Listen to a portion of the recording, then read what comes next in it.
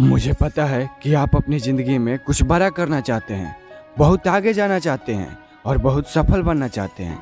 लेकिन मेरी आपसे एक शिकायत है कि आप क्यों उस बंदर की तरह सोचने लगते हैं जिसे एक गुठली दिखी और उसे पता था कि इस गुठली से आम निकलेगा और इससे फल मिलेगा जिससे हम खा सकते हैं। उसने उस गुठली को लिया और एक गड्ढा खोदा और गड्ढे में डाल दिया, गुठली को डाल दिया। उसके बाद से वो पेड़ पर जाकर बैठ गया और इंतजार करने लगे। 5 मिनट हो गए, 10 मिनट हो गए, 20 मिनट हो गए, लेकिन ये क्या, कोई भी पेड़ बाहर नहीं निकला। वो उस पेड़ पर से कूदा और उस गुठली को निकाला। गड्ढे को देखा, गुठली को देखा, फिर गड्ढे को देखा, फिर गुठली को देखा। उससे लगा कि गड्ढा बेकार है। उसने उस गुठली को कुछ ही दूरी पर एक और गड्ढा खोदकर उसमें डाल दिया और फिर से वो पेड़ पर जाकर इंतजार करने लगा।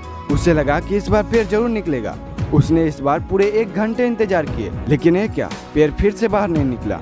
वो फिर से पेड़ पर से कूदा और उसने गुठली को निकाला, फिर गड्ढे को देखा, फिर गुठली को देखा।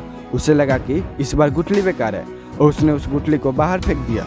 आप 1 सेकंड के लिए सोच कर देखिए, अगर हमारे भी पूर्वज, अगर हमारे भी दादा दादी या नाना नानी उस बंदर की प्रवृत्ति के होते तो क्या हमें कोई भी फल आज खाने को मिलता?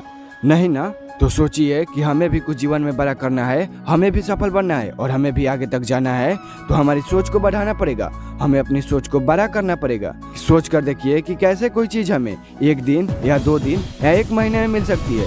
उसके लिए हमें सब्र करना होगा, यानी कि हमें अपने लक्ष्य को उस बीज की तरह ही बोना पड़ेगा और उसे खाद देना पड़ेगा, उसे पानी देना पड़ेगा। सबसे बड़ा चीज़ कि हमें उसके लिए इंतजार करना पड़ेगा, क्योंकि फल भी फलता है तो उसके लिए कुछ समय लगते हैं। और एक और इम्पोर्टेंट चीज़ कि आप सही बीज का चयन करें, यानी कि आप बबूल का बीज बोकर आप आम का इंतजार नहीं कर सकते हैं, आपको बबूल ही मिलेगा। और यह गलती आप फिर से दोहरा रहे हैं कि आप अपने लक्ष्य का चयन नहीं कर पा रहे हैं। इसलिए सही लक्ष्य का चयन कीजिए और मेहनत से अपने लक्ष्य में आज से ही जुड़ जाइए, तभी जाकर आप जीवन में सफल हो पाएंगे।